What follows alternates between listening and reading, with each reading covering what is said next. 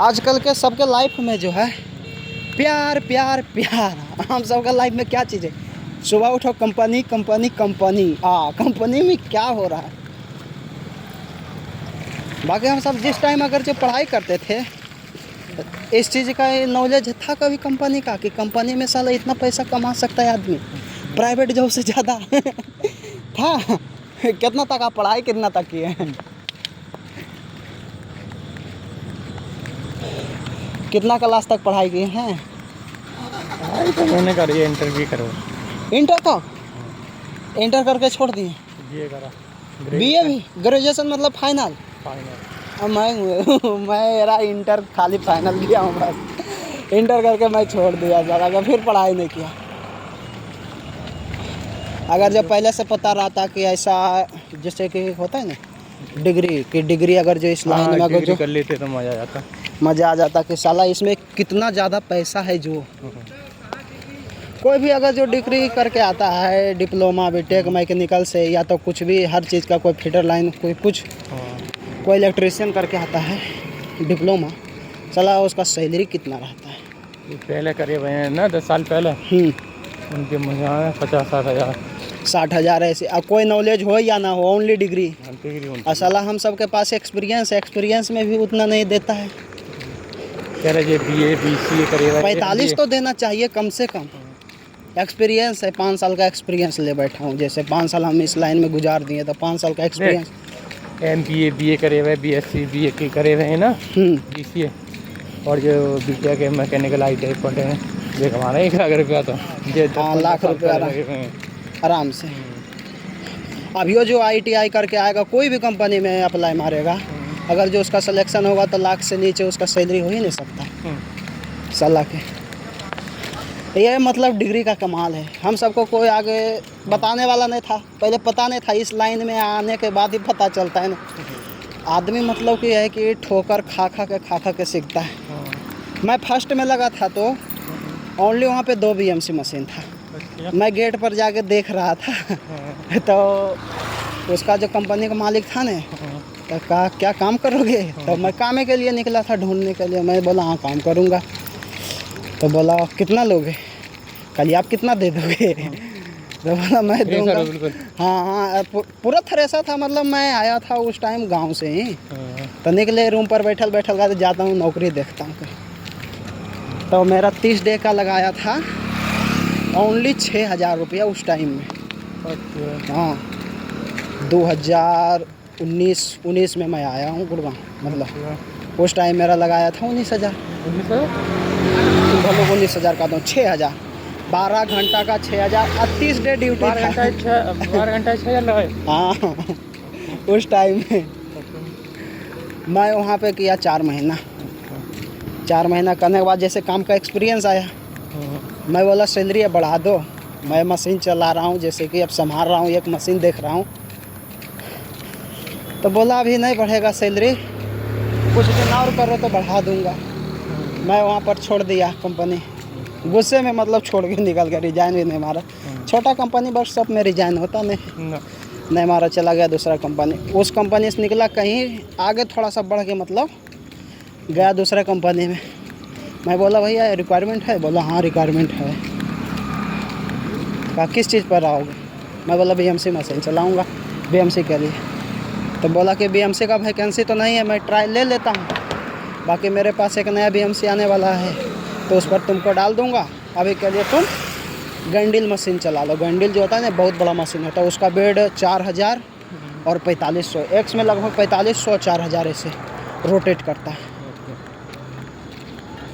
ये चीज़ था। तो उस मशीन को मैं 1 से 1.5 महीना में सीख गया। मतलब कि सेम सिस्टम था, उसमें भी राइट एंगल करना था ब्लॉक का, इसमें भी राइट एंगल ब्लॉक को करना। वहाँ पर मेरा सैलरी लगाया फिर 8 घंटा के 15,000।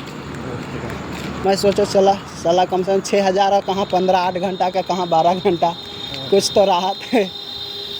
और उसी करते करते आज कुछ और सैलरी हो गया। आगे जाके कुछ और होगा इस कंपनी छोड़ने के बाद। इंटरव्यू का पूछूं? यहाँ पर मुझे इंटरव्यू में पूछा नहीं कि BMC का जो बेड है कितना बाई कितना है। मेरा बेड तो कभी चला के मतलब कभी कभी चेक नहीं किया था। एगो में चेक किया था तो 1000 था और बाई में 600 था। किसी में 800 आता है, किसी में 600। यहाँ पर जो है एक्स में रोटेट करेगा 400, बाई में रोटेट करता है 350। कितना मशीन देखिएगा। अभी जो ये नया मशीन आया है, जो ये BFW वाला, ये इधर साइड वाला इलेक्ट्रॉन जो है, ये एक्स में जाता है, लगता है कितना जाता है, 410 जाता है, 400 जाता है, 410.05 जाए, नहीं 410.5 जाए, 6 जाए, ऐसे जाता है। अब बाई में 400 लगता है। हाँ 400 जाता है। 400 जेड में जाता है करीब 450। तो सब मशीन का सब डिस्टेंस है, अलग अलग होता है। बाकी जो गैंडल मशीन होता है उसका जेड, इसका जेड जो ऊपर से चलता है ना, उसका जेड साला बाई में चलता था ऐसे सीधा उस मशीन।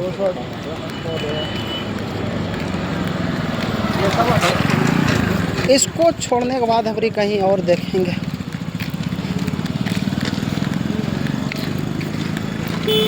बढ़िया कंपनी अभी देखूंगा कुछ ना कुछ। वैसे बोर्गेज सेट कर लेकर चला लेता। हाँ बोरगेज चला लेता हूँ। मैं यहाँ पे आया था तो बोरगेज ही सेट करवाया, मशीन पर मुझे सेटिंग नहीं करवाया था। बोरगेज सेट करवाया और माइक्रोमीटर सेट करवाया, 2 चीज़ सेट करवाया ये। 121.5। हाँ और से तो माइक्रोमीटर तो बीच में मैं गड़बड़ सेट कर रखा, तो अनुज बोला भूल गया क्या माइक्रोमीटर चलाना।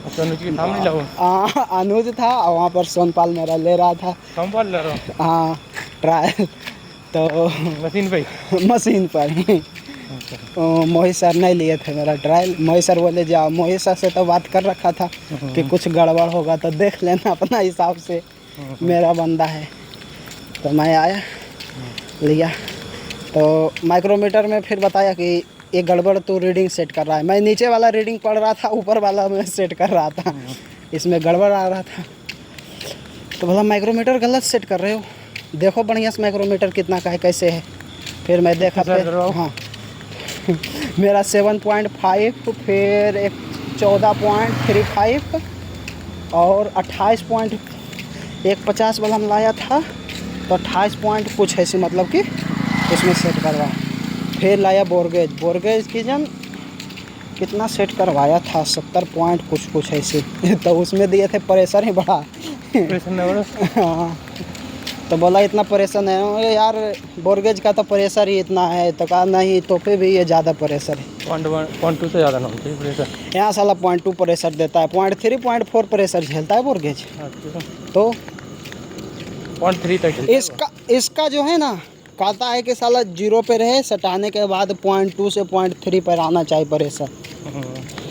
मतलब कि जो बोरगेज है वो प्रेशर में होना ही नहीं चाहिए। जब तुम चेक करोगे जिस टाइम उसमें जॉब में, मतलब जैसे कोई होल को साइज चेक कर रहे हैं, तो वहाँ पे जब जाएगा ना तो उस चीज़ के लिए ऐसा तो लेट करो।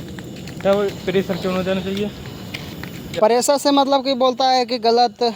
यार यहाँ पे भोज चला है क्या, साला खाना बर्बादी कर रखा है कुल।